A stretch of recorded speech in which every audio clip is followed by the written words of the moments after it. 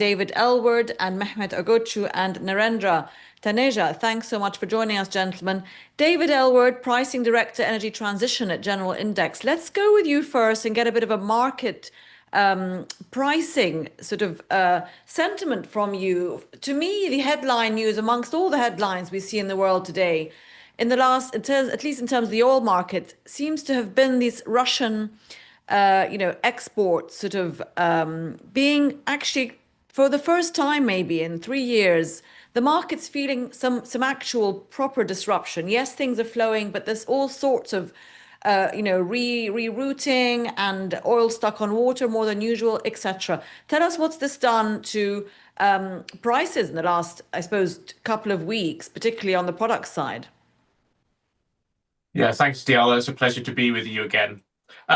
Look, I think it really is a tale of two markets. So on the crude side, crude benchmarks are at their lowest since spring 2021.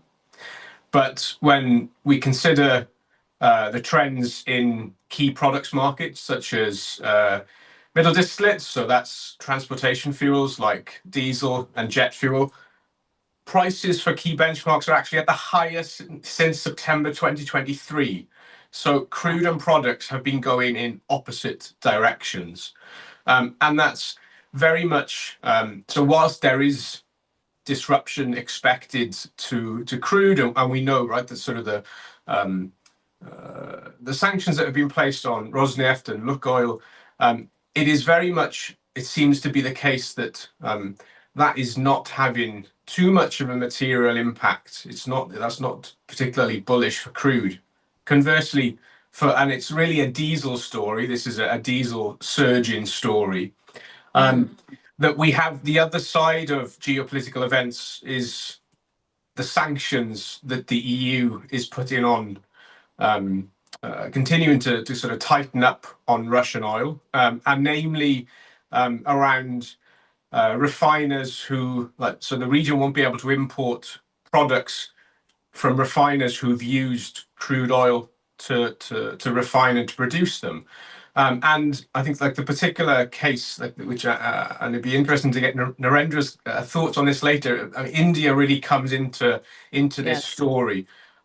India is a significant exporter of diesel, ultra low sulfur diesel, 10 ppm, and that's the grade that underpins so many of the key global diesel benchmarks.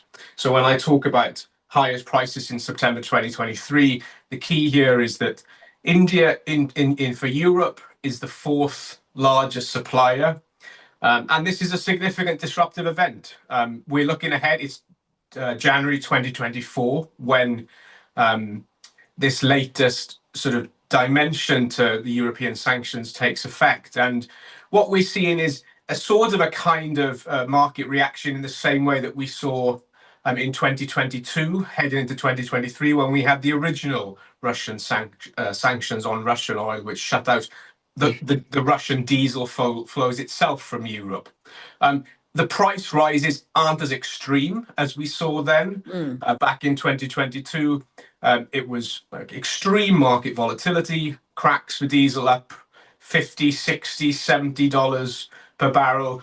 Now we're about $40 a barrel currently. So still strong where we had been, because we had been below 20 or sort of around the 20 mark. So it's rallied over the last couple of weeks.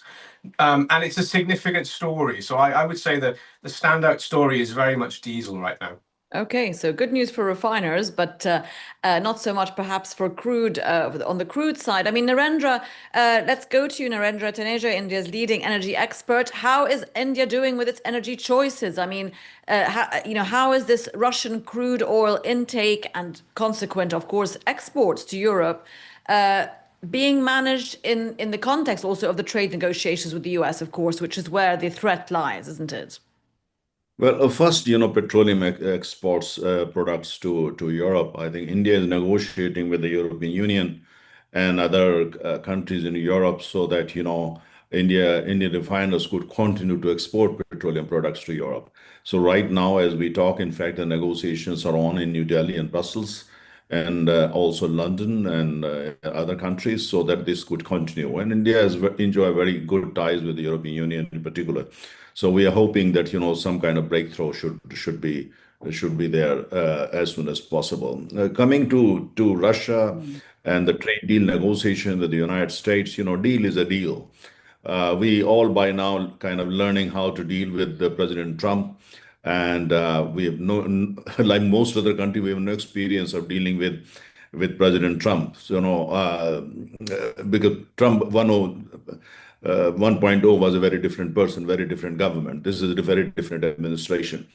So while we negotiate that, we are actually increasing our import of crude oil and even LPG from the United States. Only yesterday we signed a deal to import more LPG from the United States, and there may be other deals in pipeline. So idea is basically to strike the balance so that we can go ahead with the trade deal. When it comes to Russia, in Russia, Russia is an important country. President Putin is scheduled to visit India within next 3-4 weeks, and a foreign minister is in Moscow, and we are negotiating number of new agreements with Russia. So it's not going to come at the cost of India's relations with Russia. However, the volume of our imports from Russia may go down a little bit. That might happen, but otherwise, I think it is going to be business as usual. Okay, I mean, may go down, so it hasn't gone down so far? Well, not really. If you look at the October data, it's still very impressive. But as I said, it's all about overall economics. Economics first of the barrel that you buy, and at the same time, overall economic relationship between India and Russia on the one hand, and India and the United States on the other hand. So we have to look at both, not only the cost of barrel, but the cost of overall economic relations. Yeah, of course. Do we have Mehmet with us? I don't see him on my screen, but is he there? Yes, I'm here. Yes, you are. There you go. Mehmet Ogochu. Sorry, it just might be my screen. I can see you now. Group CEO of Global Resource Partnership and Chairman of the London Energy Club. Mehmet, thanks again for joining us. I mean, let's stick to this sort of, I suppose, geopolitics of trade and we're talking about Russian crude for India versus trade negotiations. You, I believe, have just come back from a long trip to China. China, again, also an importer of Russian crude and Iranian crude, i.e. sanctioned crude. What is your impression, having come back, on where China stands today in its choices of energy crude security, if you like? Plenty of choice out there, right? Even if it decides to have to reduce certain imports or not. Yes. When China started buying Russian crude at discounted prices, of course, this was much welcome news for PetroChina, CNOOC, CNPC, Sinopec, and Zhenhua. They loved that. It was a significant discount. But the threat of the US and Europe brought Chinese to the point that they had to suspend purchase of Russian crude oil, mostly via Singapore traders, actually, intermediaries. They were not buying directly from Lukoil or Rosneft, but they still buy in large volumes to the tune of, I think, about 1.4 million barrels per day on land from the borders through Siberian lines. And also independent refineries buy it, but they are also looking to buy still Russian crude, but using intermediaries so that whether they can skip the sanctions or restrictions. However, I think they are very careful politically. They made a deal on LNG with the US, we know. Yeah. And also there are more to lose if they don't comply with the sanctions regime. But they are not happy about the pricing mechanism. This I heard over and over again in Beijing, Shanghai, Tianjin, even on Hong Kong. And Chinese are bent on creating a Hong Kong exchange for trading oil, other energy products, and commodities, so that the benchmark pricing, they don't want to rely on what's WTI or Brent or Singapore, Dubai. Now they want to create a sort of a Chinese pricing mechanism because they are such a large buyer, almost 11 to 12 million barrels per day, the largest importer. They have special relationship with Saudi Arabia, Qatar, Iraq, and so they want to use this not only for buying crude or LNG from Qatar in that case, they also want to recycle this somehow because in return, it's like a swap arrangement. In return for crude and LNG buying, they want to offer Chinese construction infrastructure, EPC contracts in the Gulf, especially. This is their strategy. But with Russia, I don't think that they are going to risk their global relationship just because they are going to stick to the Russian crude or LNG coming. It's quite cheap. They get also Iranian LNG, I heard, through Malaysia. Yes. Not directly. And so there are mechanisms. And I also sense that they really look for options for independent refineries, especially, to buy still discounted oil. They are not going to use them right away. Most of them will be used for stockpiling when the prices are good. Okay, well, I'll come back to you on that stockpiling and what sense you got also from China on that front and just economically what the situation is there. David, I mean, just on that point that Mehmet made about China thinking about setting up its own index, if you like, its own pricing. I mean, how viable do you think, how realistic is it that we've had talk of that for a while now, really on and off, haven't we? Is that a viable plan in terms of international markets? Well, it's certainly for one such a big consumer, obviously. Yeah, look, it's certainly one that will make heads turn. But as Mehmet said, they're a hugely significant player in the market, and so they have clout. The challenges would be, look, let's sort of like slightly put China to one side. The reason that many of the world's key benchmarks thrive is because they're not predicated on the basis of a single buyer, however significant they are. They thrive, they attract significant liquidity from non-physical players because those speculators and others who need that for hedging purposes know that they're like a benchmark is not controlled by a single participant, someone who potentially has the ability to push the price up or down at their own choosing. It's that kind of diversity of participant base that China, if they look to develop such a new mechanism, would need to counter. Now, plenty have tried to do this, right? There's we only need to look at the Middle East, where we have a diversity of new mechanisms, Murban and others, right? But they've run into challenges because of some of these considerations, and so those are the types of things that the market would be and they take time, don't they, to build liquidity? Could I just add a point when it's a hot issue? And because I forgot to add that they want Aramco to join this exchange as the biggest shareholder in Hong Kong, and also they are going to serve the markets of Japan, Korea, Taiwan, and Southeast Asia. This ambitious, of course. So somehow consumer producers coming together in Hong Kong and trying to control as the biggest buyer and biggest seller. And that's the intention they have. I should add and clarify. Interesting. What do you think about that, Narendra? Yeah. Making me smile. I think Mehmet spent too much time in China.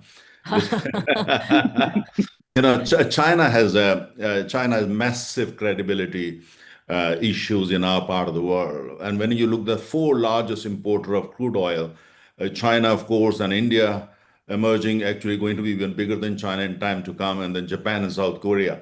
Look at China's relations with South Korea, not really very good. Japan, absolutely not good. With India, let's not talk about it.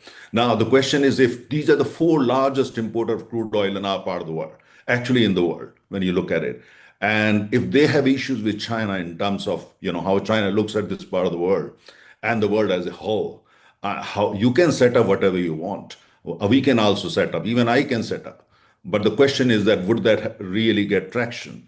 At this stage, we're looking at the geopolitical landscape, but China has practically no friend in Asia, no friend. They're proxies and some others, no friend. Now, in such a situation, but they have money and they've started thinking like the United States, which they are not. But they can talk about many things because their BRI, Belt and Road Initiative. It's facing some kind of, crisis. So they have coming up with many good ideas. I have got many other good ideas. Mike personally also, as country also. The question is that first you have to earn the credibility. Why should I'll be shocked if Saudi Aramco joins such a such a project, because Saudi Arabia, Saudi Aramco, India is actually future. And if they do it without consulting India, there would be issues. So now the question is that these are very good ideas. When you meet Chinese so-called intellectuals, how can you have intellectuals in a closed country like China? That's a different debate. But the question, when you meet them, they talk about a lot of things and a lot of ideas. But let's be realistic. The fact is that, China is doing very good and great. India is doing very good and great. Japan is facing some economic crisis and all that. But right now, there is no threat to the kind of the world that we see today. International oil order, as far as when it comes to, market and currency and all that, India is not part of the efforts to go for de-dollarization in the oil space or the natural gas space. India is not with that. Most BRICS countries are not part of that. So let's wait and see. I mean, China can talk about, if I go and spend 4 weeks, Okay. probably Well, be I'm not more going to let you. optimistic than Mehmet. Yeah. Okay. Well, thanks, Narendra. I mean, Mehmet, back to you. Let's talk about, oil and its pricing. One big participant is Saudi Arabia in that market, and I wanted to ask your opinion. We have the Saudi Crown Prince arriving in the US today, I believe, later today, first trip in a few years. And what would you say is expected? I mean, big Gulf oil producer landing in America, a lot to talk about, of course, the geopolitics, the Middle East political situation, Gaza, etc. But from an oil point of view, what do you think Saudi is looking for when it goes, or for security point of view, and what do you think America is going to be looking for? What are the top 3 things on each person's list, if you like, today at the end of 2025? Yes, I mean, as we know, US now has become the largest producer of crude, followed by Saudi, Russia, depending on which day you calculate it. Therefore, after OPEC Plus arrangements in which Russia was involved, so OPEC has become more influential in setting the markets and the prices. Now, with the sanctions coming and quite enforced all over, even China and India had to accept it. So perhaps Saudis would be looking, perhaps OPEC Plus US. I don't know, just speculating. So or looking for the US to ease off on Russia, maybe? I don't think that this is going to happen. Probably US, especially while we have the midterm elections coming up. As you know, Trump is very careful about the oil pricing. And although it may not please the US oil companies so much, so that's going to be number one issue. The other issue, I think, geopolitically speaking, is Mohammed bin Salman. Trump will try to bring it to Abraham Accords, because there were certain preconditions on both sides. I don't know how they have been worked out now, whether there might be a statement coming from Washington about Abraham Accords, Saudis joining it. And I cannot speculate on that because there are pros and cons. And so that's the second issue. Yeah, I mean, they miraculously, somehow the UN just approved the Gaza deal. Of course, many parties not necessarily behind the scenes agreeing to that, but perhaps they're going to use that as a springboard to justify a reason why Saudi should sign up to that. Okay, I'll come back to you. David, just back to you, just jumping a little bit. I mean, you mentioned the premium on diesel for the reasons, for Russian reasons, Russian export, re-export, I suppose, of products as well. What about other sort of heating fuel as well? Gas prices, I have friends in the UK and in Europe, and suddenly having had a really balmy autumn into early winter, it's suddenly freezing everywhere. Again, one of these not so surprising weather changes these days. What's that done, and is Europe bracing itself for a harsh winter after all? What does that mean for gas prices, etc., heating fuels? Well, you're certainly right about the chill. It's been a relatively mild start to winter here in Europe. I'm here in the UK, and just the last 24 hours, so temperatures have plummeted by about 10 degrees or so. So it's like we're down into single digits now. So look, that's the type of environment in which people will look to put their heating on and look to which is going to put a strain on kind of grids. And look, we have already seen sort of heating oil prices and natural gas prices in the US start to climb. So look, we should be looking at sort of prices like around Henry Hub in the US, sort of a key benchmark out there. Volatility is picking up for various heating oil fuel liquid grades as well. Yeah, and let's see how we go. I mean, look, the distillate complex as a whole has these sort of dual purposes from a liquid fuels perspective, both from a diesel and jet fuel side in terms of transportation, but also there's heating oil, gas oil at various grades as well. And so the dynamics that we've been talking about, I mean, Narendra said in terms of like the discussions that are going on between India and the EU, perhaps there'll be some change to policy. And look, if we look back, but all of that is bullish to this distillate complex at a time of colder weather. So the market it's already going to be driven by some of those heat-in factors over winter, and these additional considerations and concerns means that the market is susceptible to price spikes. The diesel market, the distillate market as a whole, has been strained. It is an area where you've had these supply shortages. Now, the likelihood is over time there'll be some rebalancing, even if Europe pulls ahead, goes ahead with its plans. But in the meantime, it remains bullish. Bullish, unlike crude markets, with everything going on, that's not really very bullish at the moment, is it? Narendra, just back to you. Just give us your view. We're ending the year now. We've ended nearly 2025. How would you say the Indian economy has performed? I think we got a figure of 7% plus for the end of the third quarter recently. An outlook for next year, given fairly nice, generously low-priced crude, etc. But that trade negotiations, are they still sort of a big overhang on the country's economy? What's the outlook? Well, 3 points here. Number one, I think we're going to see breakthrough in the trade deal with the United States very, very soon, within the next couple of weeks, if not even sooner. So that's a good news. It's more or less kind of sorted.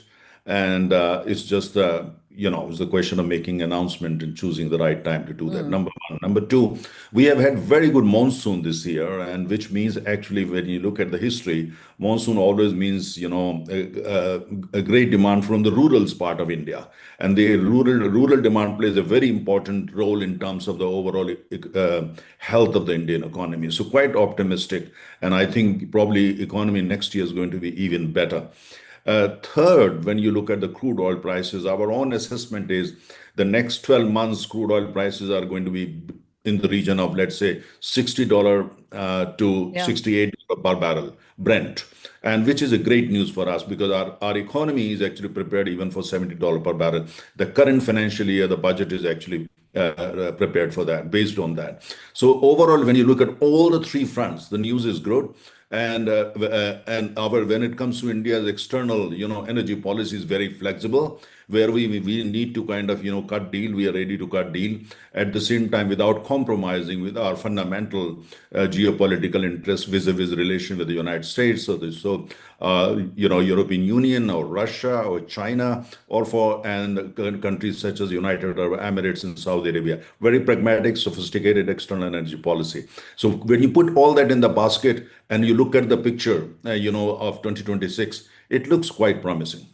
Okay, well, let's hope that turns out to be the case. Another year of a lot of surprises, perhaps on every front as well. There's our survey question for the day. China and India have no option but to dramatically cut their reliance on Russian oil next year because of these more stringent sanctions on even private companies in Russia, which seem to be sort of biting finally. Although, for example, the Novorossiysk port reopened in the last couple of days as well. So a very dynamic situation. Mehmet, we have a couple of bulletins on our news items today. One is that Kurdistan oil exports have resumed. That's something that's sort of been slowly creeping back, but firms loading the first shipment. I think there was about 200,000 barrels a day loaded in total through the Ceyhan pipeline in October. Is that big news for the market? Does it move things? Could it all again reverse and be disruptive to oil markets? What's your view on that? Well, almost 3 years, even longer, Kurdish oil has been outside the market because the pipeline deal has not been agreed, and also production sharing contracts that KRG signed with major oil companies in KRG. Now there is an agreement between the oil companies, Erbil and Baghdad. That's the reason why they all started moving again. So it started like about 150,000 barrels per day. Now, as you say, in November, the second cargo went for 220,000. As you remember, historically, it went even up to 1 million, including some of the Iraqi oil as well. So 200,000 is not going to make a huge dent in the market. However, if it can be scaled up, as the intention is, I think it's going to have a significant impact. And now there's an arrangement between Turkey, KRG, and Baghdad so that things are moving. Also, the companies, they agreed to produce and put oil into the pipeline. And therefore, also Syria might come into the picture because there are still efforts to renovate the existing oil fields. And in addition to the domestic needs, some of this could also be exported, but it's not going to be as big as the KRG oil. Okay, thanks, Mohammed. David, back to you. Just give us an update. I know you follow the SAF fuel, sustainable aviation fuel, very closely. Still making its mark into the market, competing, not really competing with jet fuel, but getting there, and sort of a bit more uptake every year as the years progress. What's the latest? Well, how do you see that market at the end of this year, and sort of prospects, I suppose, as we move forward, given also the context of the energy transition dialogue backtracks slight hesitation if you look at it on a sort of global footing. Look at the IEA's recent demand outlook for oil and gas, etc. So SAF fuels, bright future, or are they going to also be cast aside, perhaps? Well, I think the question is that sort of what is your future horizon, the kind of time horizon. So you mentioned the IEA, they put out their World Energy Outlook last week, and that included some of their stats on the outlook for aviation fuel market development, and they were looking ahead to 2035, so 10 years ahead, and at that point they're expecting SAF to only comprise 5% of global aviation fuel consumption. So look, there's plenty of activity. It's a huge topic within aviation. Markets in Asia are adapting and are sort of slowly preparing. I think I read this week that Japan has signaled that international flights will need to blend 1% SAF from 2027. Singapore already has some sort of a blending mandate coming into effect from next year. And so, look, these are small steps. As you say, it's not really currently competing with fossil jet. And if the IEA's expectations are anything to go by, then producers who are relying on a significant kero slice to the barrel are not really going to worry, right, by a sort of a share of the market sort of to SAF moving just 5% over the next 10 years. But it is part of the future, and it's one that some areas will be exposed to more than others. Okay, I mean, Mehmet and Narendra, we've got a couple of minutes left. I just want to get each of your opinion on that IEA report. Why, and what has triggered that organization in the last week to essentially kind of reverse what it's been saying for the last few years? Purely politics? Is this US pressure? Mehmet, I'll start with you and I'll end with Narendra. What is this? What's the sudden turnaround that actually peak oil demand isn't until 2050? It's not 2030, it's 2050. That's a big change. I used to work for IEA, and therefore I know the internal workings of it and how you have to address the requirements from your member countries. IEA has not been popular in Saudi Arabia nor in US for a long time. Europeans like it. And therefore, there's a life and death matter for IEA as well. If they are going to be so much controversial vis-a-vis one of the largest member countries, therefore, IEA has shown reversal many times in its history about renewables, efficiency, and peak oil and the gas. And therefore, now I'm not surprised that there's going to be a slow reversal and adjustment to the requirements of the biggest member countries, and also Saudi Arabia, because I heard firsthand from Prince Abdulaziz bin Salman in Riyadh that he wasn't happy about IEA. There was like a war somehow waging between IEA and Saudi Arabia. And now I think there's going to be some peace, I hope. Yeah, well, I mean, of course, their forecasts for demand have between OPEC and IEA have differed quite a bit. And again, market commentators attributing it to their own, agenda, I suppose, their own sort of interest. There's their answer for now on the China-India options for Russian crude. Narendra, your take on the IEA outlook, being a big consuming country, obviously. Yeah, well, allow me to be candid. During President Biden's time, IEA was almost saying whatever, for instance, works for them the best in terms of their climate agenda, because President Biden was kind of his administration, if you go by his speeches and read between the lines, of demonizing oil. And IEA went along with that demonization campaign, which was extremely unfortunate. And you could see that very clearly in some of the reports that they put out, especially in terms of oil and peak oil in 2030 and so on and so forth. So in the process, they lost a lot of credibility in many parts of the world, including India. So, and we all know United Arab Emirates and Saudi Arabia and other. The point is that at the same time, they have been projecting that they are the global intergovernmental organization when it comes to energy.